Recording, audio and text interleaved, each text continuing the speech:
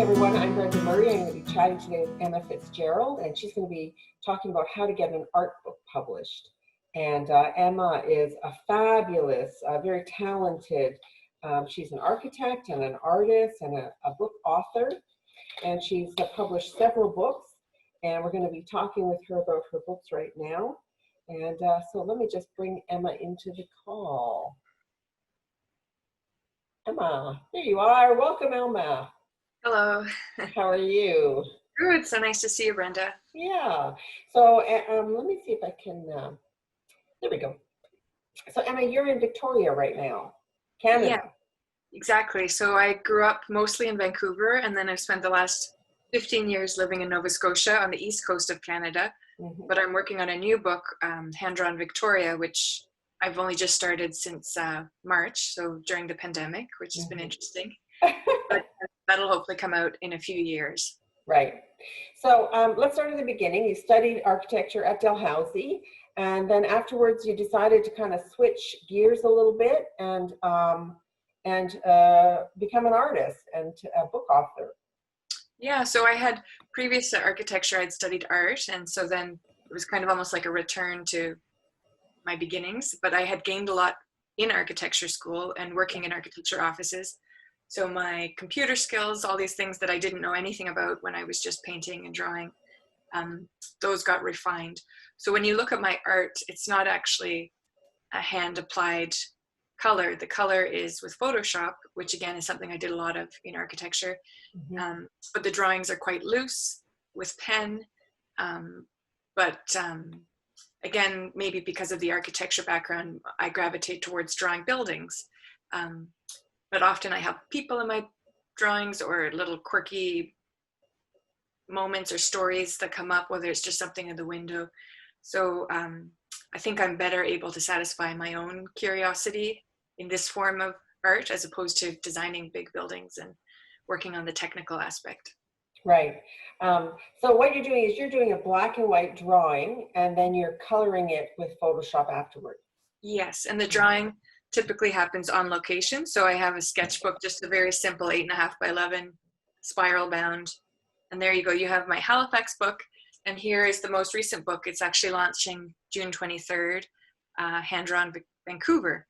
So yeah, inside you find, this is a drawing of the Vancouver Art Gallery. And I know we have some more that we're going to share.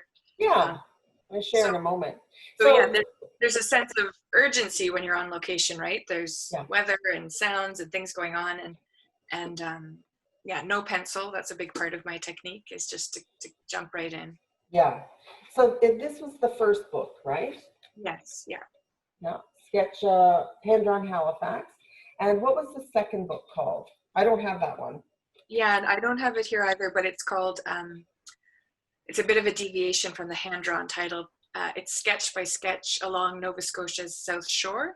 Yeah. So Halifax is the capital city of Nova Scotia, and then going down south from Halifax, you have a beautiful set of towns, and Lunenburg, you have Peggy's Cove, you have Yarmouth.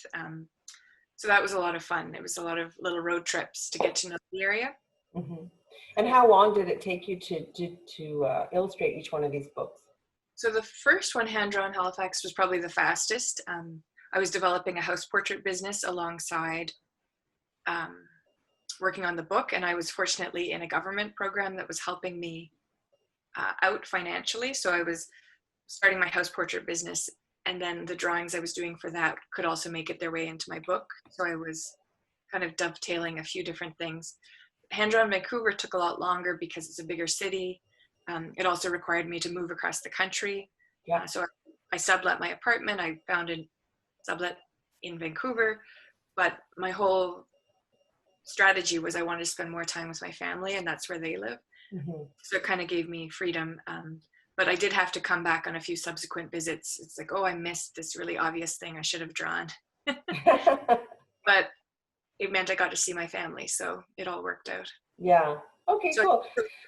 Yeah, the Hand-Drawn Vancouver, from signing the contract, was actually 2017. So it's sort of like three years later, it's about to launch. Yeah. So let's, I'm going to screen share now, and let's look closely at some of your sketches so that people can see your gorgeous artwork. Now, is that filling the screen? Yeah, we can see it there. So here you see the front cover of the first book, Hand Drawn Halifax, but you also see the spine and the back of the book.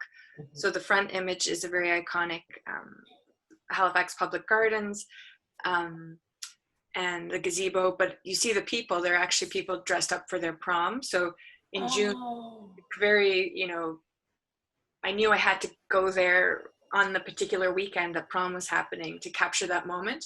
yeah. Because it's so beautiful. Everyone's just in their, And the gowns and dresses. everything. But then you can kind of see there's a family member just wearing jeans taking a photograph. So Yeah.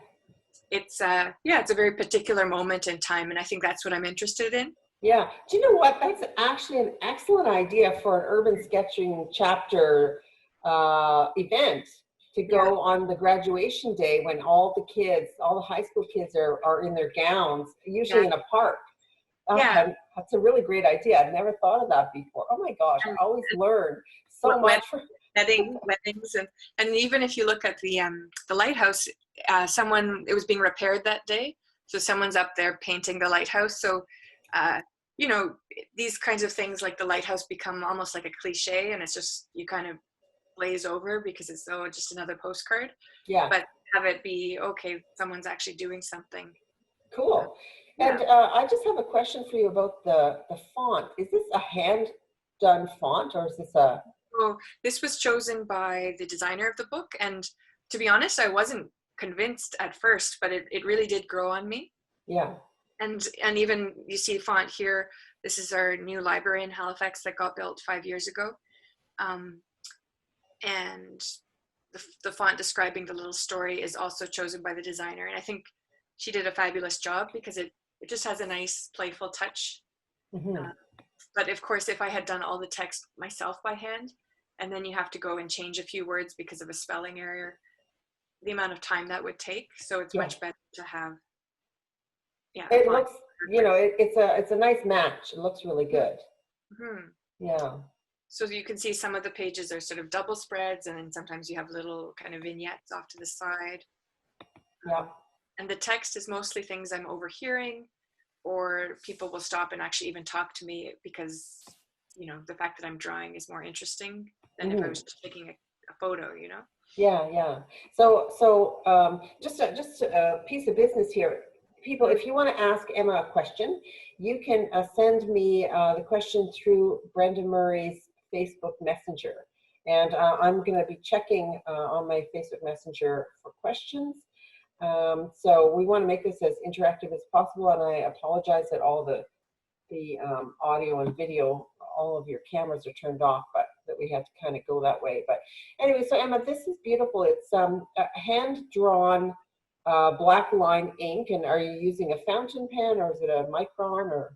It's not a fancy pen at all. It's just, I actually buy them from Staples in packs of 8, I believe. Pretty cheap. And it's funny because just last week I bought a Staedtler pen as like, well, maybe I should be buying fancier pens. And within a few days I had run it to the ground. Oh. However it is that I hold my pens, I put too much pressure on those fine nibs. So it's a black fine liner, but it's not an expensive, it's just a standard one you can get at Staples, and which if you're not from Canada, that's, our kind of just office supply store. Yeah. And the paper I'm using is not fancy at all. It's just 8.5 by 11.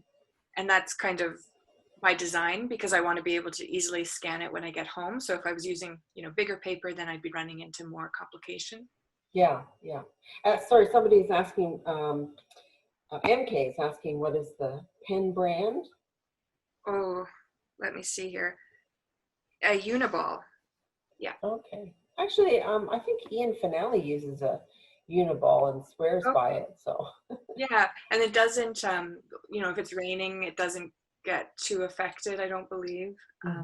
Although sometimes I like a little bit of a smudge, or if it's raining, to get some of that sense of the atmosphere. Yeah, these are so charming, so fun. Kids graduating. Yeah, so the text here, I can read it out if you go up. Prom season in the public gardens. 1 month later on Kijiji, which is our kind of online selling platform, prom dress for $200, only worn for 3 hours. Yeah. So I was kind of trying to have a bit of a sense of humor too about this event. You know, it's such a big event, and then it kind of passes. I know. Yes. I had daughters. Yes, but it's worth it. And then here, actually, this is our downtown in Halifax. A convention center was being built, so this was a big hole in the ground. And now we have tons of cranes in Halifax, but for a long time, this was the only crane in all of downtown. Wow. When I was drawing, it was just sitting on the side of the road, and I heard, "Boyfriend, boyfriend," cried out the man in the taxi cab idling beside me as I drew the construction site for the new Halifax Convention Center, and I ignored him. Then I realized he was saying, "Portrait, portrait." I, Oh. I turned and said, "Yes, a building portrait." Through the window of his vehicle, he handed me a clipboard with papers that contained sketches. They were Oh. mostly of buildings, made of stone. He was from Iran and was drawing his village from memory while he waited for clients. He was glad to learn where he could find drawing classes, and then was off to drive Halifax town while thinking about his homeland. So that was Wow.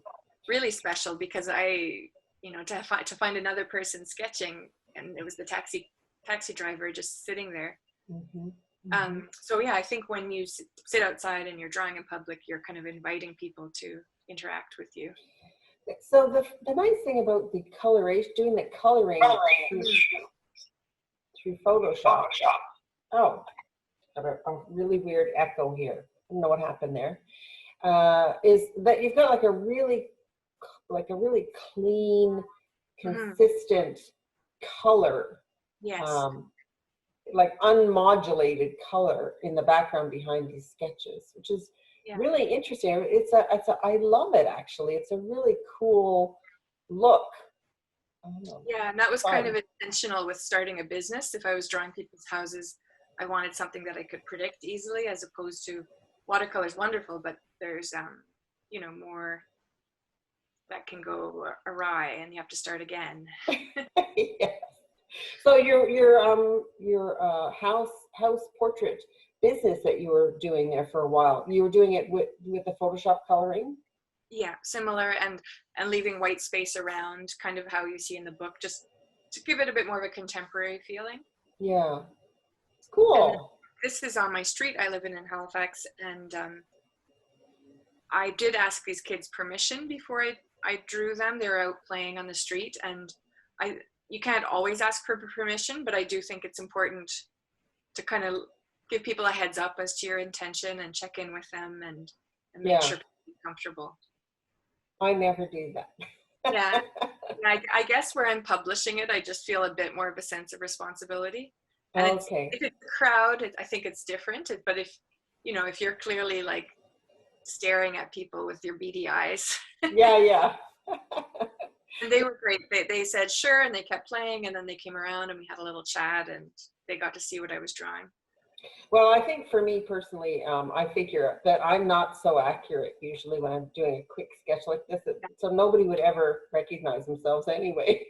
Mm-hmm. Okay, and so now this is the sketch by sketch. This is the second book that you're talking about. So that's more rural, kind of smaller towns along the south shore of Nova Scotia. Mm-hmm. And it's the cover looks a little funny because you see all that blue below my name. That's part of the bleed, so kind of ignore that underneath.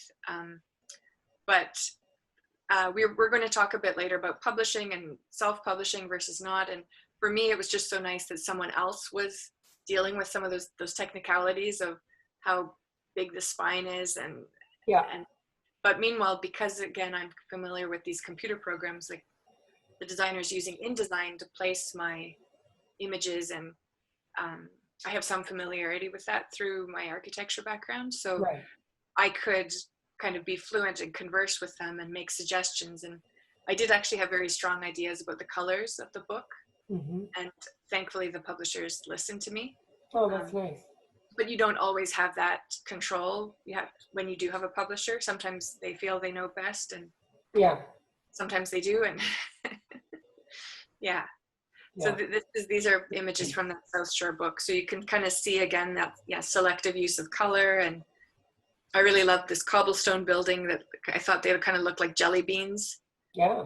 And then inside is very colorful because it's a fishing supply shop, where they've got all these brightly colored buoys. And then the thrift store was probably soon to be demolished, which I thought was really sad. So I was just that beautiful architecture that you don't really see otherwise in Canada. Yeah, yeah. Cool. Very cool. And the lobster painted on the front steps of this, it's a kind of a classic institution in Nova Scotia, and you go there for a lobster dinner and you dance, and yeah. Okay. What is it called? The Shore Club or something? Short Club, yeah. Yeah, Okay. so it's been there since 1946. Mm-hmm. It shows how different it is across the country, and you probably Yeah. feel that way because you're in Victoria right now, and I'm right in the middle in Ontario, and we don't Yeah. have shore clubs where you could get seafood and go for a dance. We don't have that here. Yeah, this is a tiny island community, Tancook. That's their little post office. But these guys on the boat, they were discussing, you know, the school almost got closed on this island, and then the kids would have had to take a ferry just to go to elementary school. So they managed to save their community. So yeah, I'm recording stories, and I'm trying to get those voices all together in one document when I'm making my books. Mm-hmm. Mm-hmm. Cool. And you notice the little sign. So that was something we put in after discussing with the publisher, that almost like little road signs, but just so you know where you are. Oh, that's a good idea. Yeah. And that was a development. Like the first book, we didn't do that, but the second book we did. So Yeah. mm-hmm. Okay. And then, so now this is the third book. Yes. So Hand Drawn Vancouver. And this is a different publisher because my first publisher was much more regionally based in Nova Scotia. And so I found a Vancouver-based publisher for my third book. And we, obviously you can see that the font is different, at least for the title of the book. Mm-hmm. But then we kept that kind of more handwritten looking text. But there's a few differences, so it wasn't exactly a copycat but keeping some of the elements. You can still see that it's sort of part of a series. Exactly, yeah. Yeah. Okay, cool. And then so you have the cover, but you also have a title page when you open the book. So it has basically the same information, but the publisher is down at the bottom, which is Appetite of Penguin Random House. Mm-hmm. Nice, beautiful sketches. I love that. Yeah, so that one's, of course, in Vancouver, you have a lot of people doing kayaking and being very outdoorsy. And then you have the mountains, and the evergreen trees. So that's in Deep Cove in North Vancouver. There's something so charming about your sketches, Emma. Oh, thank you. Yeah, like they're, I don't know. Well, and so you illustrated a couple of children's books as well, right? And I can see why they would choose you. Well, yeah, I guess there's that playful element, and I think kids relate to that. Mm-hmm. This is a map. So the maps are always fun. They always take longer than you think because there's a certain amount of, you need to get it accurate enough, but also you can't be completely accurate. So yeah. Cool. But yeah, anyone who's familiar with Vancouver, you've got sort of Stanley Park downtown and all the bridges. I love the bridges in Vancouver. Mm-hmm. Each one has their own kind of personality. Mm-hmm. Is your parents' house on this map? My mom lives over in West Van and my dad's in North Van, so they're both sort of near the mountains. Okay. Yeah. Cool. Very cool. I love maps. They're so fun. Yeah, people really connect with them. Mm-hmm. And then we do have these kind of pages that we call like the chapter openers. So this is the one for downtown. And I was actually standing on the side of the Lionsgate Bridge, but there was a little kind of balcony that juts out. So I kind of feel like it looks like I was flying in this picture. But it wasn't a constructed point of view. I was literally standing there. Yeah. And you can kind of see the leaves down in the ocean even, and they were like, I could see the fall foliage. Like, it's amazing when you start looking what you actually see. Sorry, did you say this is your view from your balcony? No, there's a little kind of view platform off of the bridge. Yeah. So I was on Lionsgate Bridge looking down. Okay, cool. I love how the ocean is kind of going up like that. It's so fun. And I mean, at some moments, if you're at sea on a ship, it really does look like that. And that would not be a good moment for me. No. Yeah. Cool. Very, very cool. Okay. Oh my goodness. That's that scene, yeah, downtown with you have the Vancouver Art Gallery and there's a skating rink. And so choosing places where a lot of people are going to have memories and connection. And there's even the hotels in the background. So I have both kind of locals and tourists in mind when I'm doing my drawings. And so you did the sketch by sketch, the hand-drawn Halifax, hand-drawn Vancouver, and now you're working on hand-drawn Victoria. Yes, yeah. Cool. And you've been living in Victoria for how long? Since March 27th. So I was supposed to fly April 2nd, but with the pandemic, I started to get afraid they were going to ban all flying. So I changed my flight and I made it across and I, isolated, and now things are getting a bit more active here. So I'm able to get out and sketch. Yeah.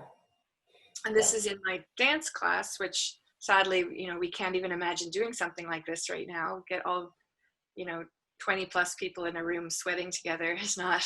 Yeah, not going to happen. But what I like about this one is you see the activity in the room, and then you also see down to the street. Yeah. I have the theater across the street, and there's a pub and the big sign in the background through the window. So that was kind of deliberate, because that's one of my favorite things about going to this dance studio is I kind of feel like I'm in a bigger city like New York, because you've got all the action on the street, and then you're in this sort of very high energy dance class. You really captured the idea of dance. It's so fun. So cool. Oh, this one looks so nice. Yeah, so this is a very kind of collage where you've got the older building with the beautiful domed roof, and then behind it, this glass building, and then the smaller little shops, including a little fabric store. So I love the color and pattern in the window. So it's kind of like a big jigsaw puzzle. And my strategy usually with this kind of thing is I just start with the roof and work down. Because you don't want to run out of room on the top, right? But if you start at the top, and I just keep going. Yeah. Cool. And these are just quickly some of the children's books. Everybody's Different on Everybody Street was written by Sherry Fitch, who's a Canadian children's book author. And I was very lucky that Sherry had seen my other books, and she actually asked the publisher, can Emma be my illustrator? Which it doesn't often happen that way. Often for children's books especially, the publisher wants to choose. So, but in this case, they agreed with her, and this is a local publisher that is sort of an equivalent to the other publisher I was working with in Halifax. So it was a nice way to be able to work with both the local publishers, but it wasn't a competing idea. And yeah, you see some of my process sketches. So for the children's books, I'm doing a lot more kind of rehearsing beforehand and working through the sketches, as opposed to when I'm just drawing on location and it's the first go and that's it. That's it, eh? Really? Wow. So cool. And then, so that's the first children's book, and then this was another children's book. Yes, so this is a poet, Elizabeth Bishop. It's a childhood biography of her, A Pocket of Time, the poetic childhood of Elizabeth Bishop. She grew up in Nova Scotia. So you see the little white house there is actually a house that still exists, and you can go there and stay there as a writer or an artist. So I had already been there and learned a lot about her. I was quite fascinated by her. And then by chance, someone else had written this children's book, and I met this woman, and she didn't have an illustrator yet. So I went home and emailed the publisher, which is the same one I'd already worked with on Everybody's Different.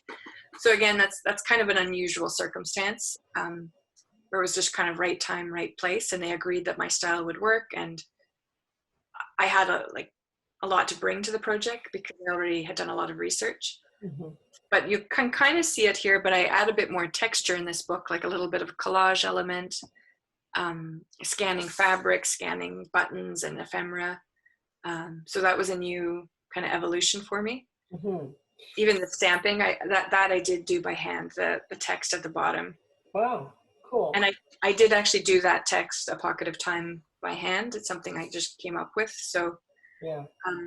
It's not to say that you never do things by hand in a book, but often the text is a font. Is a font, yeah. So the words are Rita Wilson. Now, this isn't the famous actress Rita Wilson. No, no, it's a funny coincidence. To she, I don't know how she'd feel about me telling you this, but she is the aunt of Owen Wilson. So, No way! Oh, but wow. but by marriage. So I don't think she sees him very often.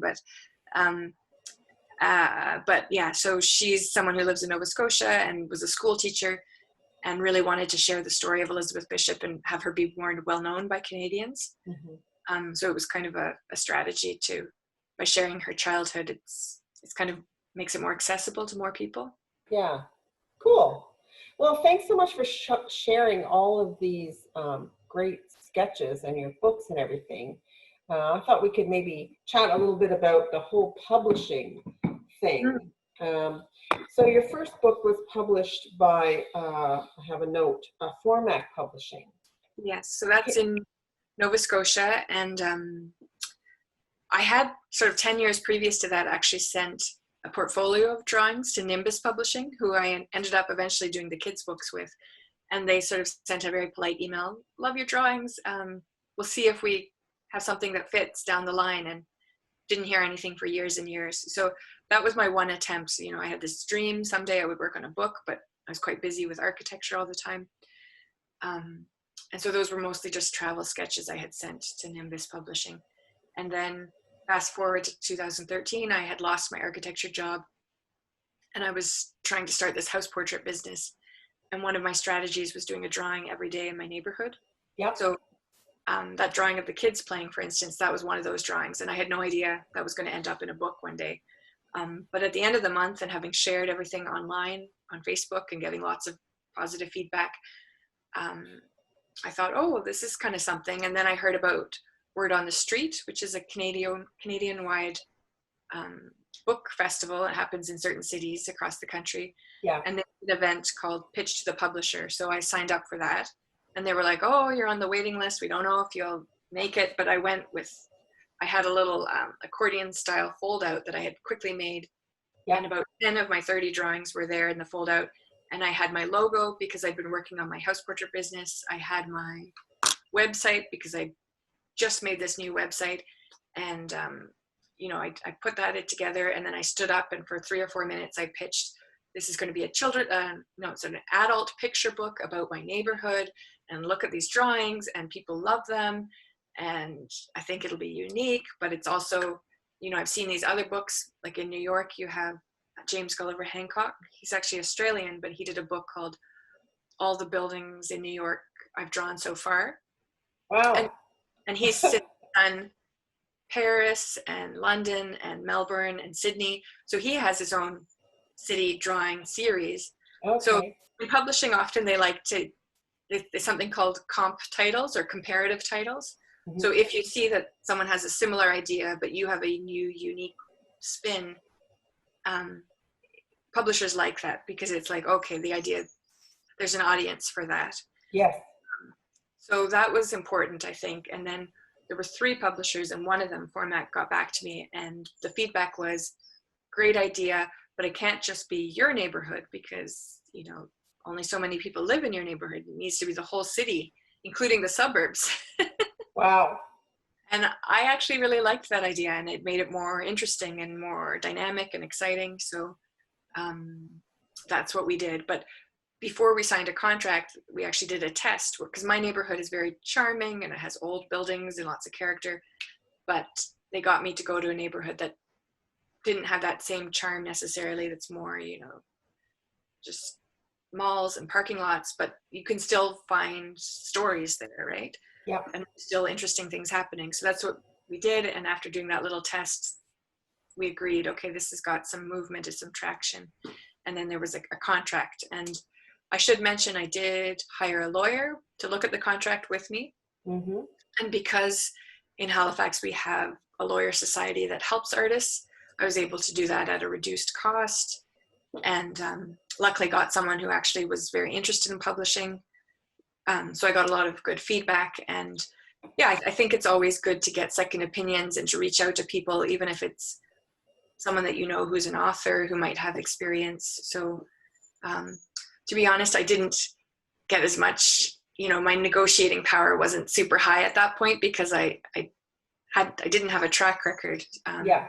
So the idea was, okay, this is a good first break, and then it went well because the book sold well. Yeah. And you know what? I bought this book a few years ago when it first came out, and I bought it right away. And then I read it and everything, and it was on the shelf for a couple of years, and I just pulled it down this morning, and I thought, that's a really thick book. Yeah, there's a lot of pages. Yeah, that is a hefty book. It has 127 pages, full color. And the Vancouver one's actually going to be 146, I believe. Yeah, 149. That is a hefty book. Yeah. And it's hardcover too. Yeah, but the nice thing about it is it's sort of almost like sketchbook size, so it fits nicely in your hand. Yeah. And thinking about people coming, tourists, and then they can easily fit it in their suitcase. It's not like a big, what we think of as a coffee book, table book that kind of takes up the whole table. It's a lovely book. It's very, very charming, Emma. Honestly, yeah, it's very charming, and you obviously put like a lot of work into it. I'm jealous, actually. Well, thank you, but did a great job. What I should mention is a lot of these images I sell as cards and prints in shops, so that's also, in publishing, you get your royalties once a year or your advance, and it's not necessarily very much money. So I was very lucky that I can sell cards and prints of these images and make income that way. Yeah. And making sure that your contract allows you to still do that, that you're not written into that they have all of ownership, and that wasn't the case for me. But you just have to kind of keep your eyes open to that. Yeah. So when you're working with a big publisher like that, they have copyright of your images? They don't. Just the book itself. But for instance, when I did have my contract with Appetite of Penguin Random House for the Vancouver book, so that's a much bigger publisher. So those are the end papers. They're really fun. It's like a wallpaper design. That's great. But they did have something called paper rights, where they would make income from paper products sold with the images. But that's something I actually disputed, that's my main source of income. And they're normally working with chefs, actually, like cookbook authors, who it doesn't really matter too much to them. So they recognized, we can't take your livelihood from you. Yeah. Oh, that's great. So they removed that from the contract, and that was totally fine. But it's just a matter of, reading the fine print and knowing what you're agreeing to. So this one is with Formac, and can people buy it online on Amazon or? Yeah, it's on Amazon, and you can also even contact the publisher directly. I have it on my Etsy shop. And there was a coloring book that went along with that one, actually. Wow. Yeah. So that was neat because that Hand Drawn Halifax came out in 2015, and then 2016 we were able to release the coloring book, and that was just at the very end of the coloring book craze. Yeah. If you remember, a lot of people were buying coloring books for a few years. Yeah. But I think people really enjoyed it, and for my family, it was really neat to see my dad coloring. Like, it was like, oh, it's like we're being kids again and drawing together. That's great. And so how did the second book come about? The second book is with Appetite, right?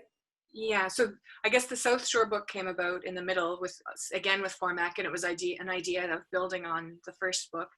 And then I knew I wanted to spend some more time with my family, and my publisher in Nova Scotia wasn't going to do a Vancouver book. So I did approach two smaller publishers in Vancouver, and neither one of them was like, oh, we don't do full color books, and another one was like, we don't think it's a fit. And I was lucky to even be able to basically email and get a response right away. And I think it's because I was able to say, look, my first book was a bestseller. It sold about 10,000 copies. Normally you don't hear right back from a publisher if you just cold call them. You have to go through a submission process, which they usually have on their website. Yeah. But all that to say that nothing ventured, nothing gained. Like, sometimes they will get excited, a new, fresh idea coming through the door. But then it turned out that my mom, who's a physiotherapist, sort of was like, oh, well, I have this patient and I think he works in publishing. And it turns out he's the publisher at Appetite, which is mostly for cookbooks, but I didn't know they were actually looking to expand to lifestyle books, not just cookbooks. So I did a cold kind of email and pitched. And the important thing is to be, of course, persuasive and kind of succinct. And I, bullet pointed and said what neighborhoods I would want to include, and stressed that I have an intimate knowledge of the city. I grew up here, and I did have a meeting within 2 or 3 days. And then we decided, we're going to do this. But then, it didn't sign the contract right then and there. There was a process of them coming up with it. And I do have written into my contract that subsequent hand-drawn books will be done with that publisher. So I agreed to that was their sort of term, is that they wanted to make sure I would do more books with them. So even if the book is not about Vancouver, say came to Toronto or something, you'd have to use the thing is, their head office is in Toronto, so they would actually love to have a Toronto book. It's just a question of, could I afford to live in Toronto for a year? Yeah. Okay, so that's great. So they're going to work with you for as long as you are publishing books, or do they have a certain number of books? It's not a certain number. I think it's going to be case by case as things come up. But that's why I'm doing my Victoria book with them. But it's not that it blocks me from doing other books. So in the meantime, I was doing the children's books. It's just the hand-drawn series. So these sort of city-based hand-drawn books. Yeah. Cool. Good for you. Congratulations. That's wonderful. Thank you so much. So you're set now. You can just keep going, moving city to city, making these books. We'll see how the coronavirus, and anyway, everything's a little uncertain right now, but yeah.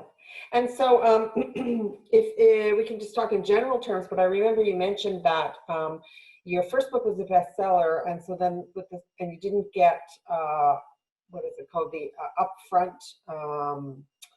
Yeah, my advance was very small. Right. So I got a teeny tiny advance, but then when my royalties came in, they were nice and big, because what happens is your advance is against your sales. Right. So I got a much healthier advance for the Vancouver book, but actually I'm going to have to sell 10,000 copies of that book before I make any money from it. Yeah. So please just go buy hundreds of copies everyone. Okay, I'm going to do that this weekend. You only make about $1 a book when you're working with a publisher, and that's a hard reality that people don't necessarily realize. But I'm, like I say, I'm just very, what's the word? I guess resourceful, or I sell a lot directly at craft fairs and things, and then in that way I'm making more what a bookstore would make, which is about half of the marketed price. So I think there's got some people on the call here that obviously I think they're here because they're thinking maybe I'll make a book, and it's really good, helpful information just to be able to hear from somebody who's gone through the whole process before. And so when you get an advance like that's a larger advance, and then you're only making about $1 a book until that advance is covered, right? Yeah. And then, so the publisher makes back that amount in your, so yeah, if you sort of do the math, if I'm paid $10,000, then it'll have to sell 10,000 copies before I start making money from it. And then once the advance is covered, then does your royalty amount go up? I think there's a small jump in percentage. It's not top of mind. Yeah, I think you do have to do this because you love it. Like there has to be an element of, and if you're sweating about how little money you're going to make, it's not really why you're doing it. But like I say, I've had lucky breaks, and it's one income stream amongst several that all kind of complement, whether it's that I'm teaching workshops or I'm selling cards and prints. Yes. And I get to give author talks and go to festivals, and they pay me. Yeah. Cool. Oh, that's fantastic. And so I thought we could maybe have just like give a little bit of information to people about the self-publishing option as well. And I have self-published myself a few books. They're not sketching books. They're like junior fiction novels. So there's two. And then I did a couple of children's books for the kindergarten age group. But this was, years ago. So my information is not up to date. This one was published in 2013. And this one was 2012, I think. What are their Sorry? What's the title? This one is called The Haunting of M.E. It's a ghost story. Wow. And this one is called Ditching Grandpa, and it's a coming of age story for a young boy. So they would be for children in the 10 to 12 age range, somewhere in there. Anyway, both of these were published through CreateSpace, and CreateSpace is a self-publishing platform that is now owned by Amazon, and the name has been changed to Kindle Direct Publishing.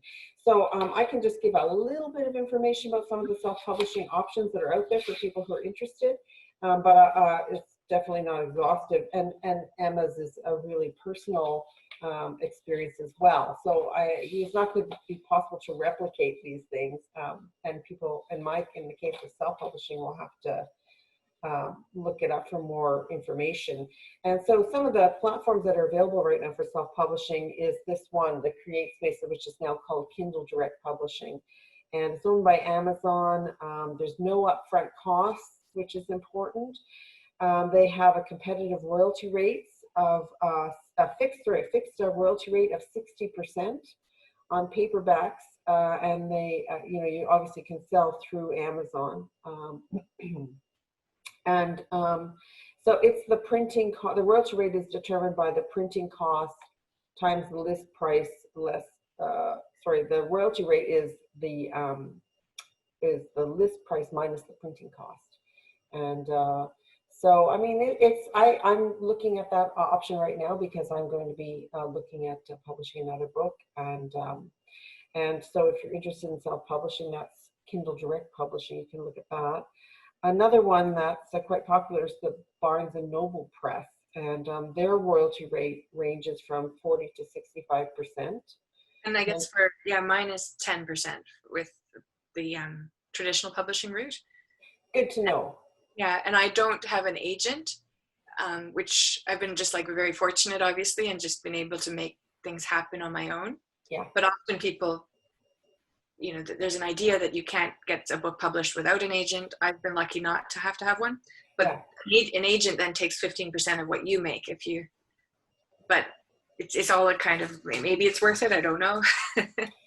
Yeah. Well, I had an agent, a Toronto agent years ago, because I was doing some screenwriting, and I had somebody had optioned one of my screenplays, this producer out of LA, and so I had to have an agent. And honestly, I have to tell you the truth, the agent really didn't do anything for me, because I came to them with already somebody, a producer who wanted to option it. So he took my 15%, said thank you very much, and looked over the contract, and then the movie never ended up getting made anyway.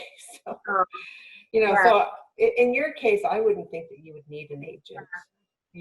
I think it's just like if I wanted to be trying to get into the American market or that kind of thing, I think that's where, and I have a peer in Nova Scotia, his name's Sydney Smith, who's more in the children's book world.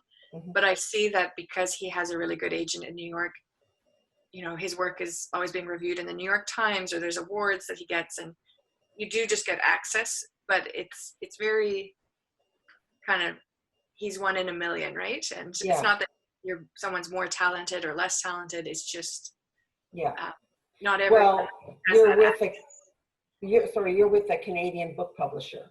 Yeah. And so it's going to be limited distribution and so on, right? Mm-hmm. Yeah. Mm-hmm. So anyway, about this self-publishing, another one that's popular is called Blurb, and I was talking to the wonderful, the amazing Paul Heaston this morning. Nice. And Paul has he has a couple of books, 3 books out on Blurb, and it's a print on demand. They ship to the customer directly. There's no upfront cost. You have to lay it out. But as he says, it can be quite expensive. So your royalty with the printing of the actual book can be expensive, and you know you can only mark it up so high, and then it's not going to sell, right? And so you know he says that it's one way to go. They work out the whole ISBN barcode and all of that for you. So for example, an 8x10 trade book costs $5 to print for 24 pages. 24 pages isn't very much because your book is 127, right? So 24 pages is more the average length of a children's book. yeah. Mm-hmm. Yeah.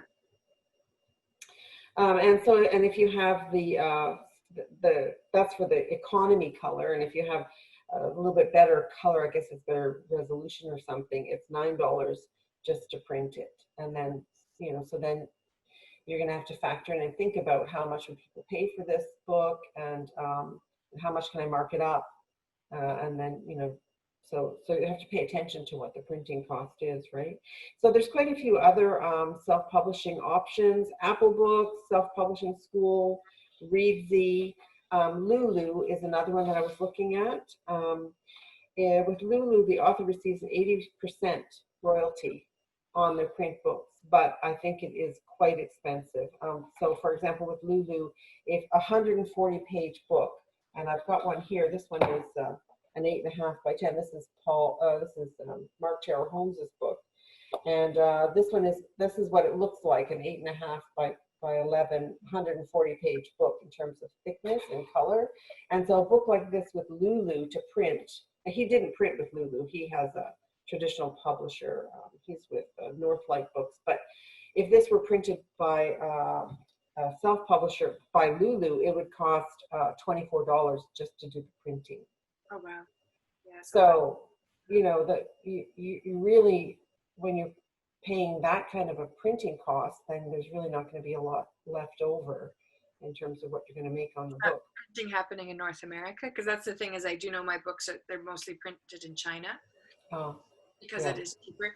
But then of course it's what happened with my hand-drawn Halifax book is it came out in September 2015, and it sold so well that by Christmas they were almost run out of the first 3,000 copies.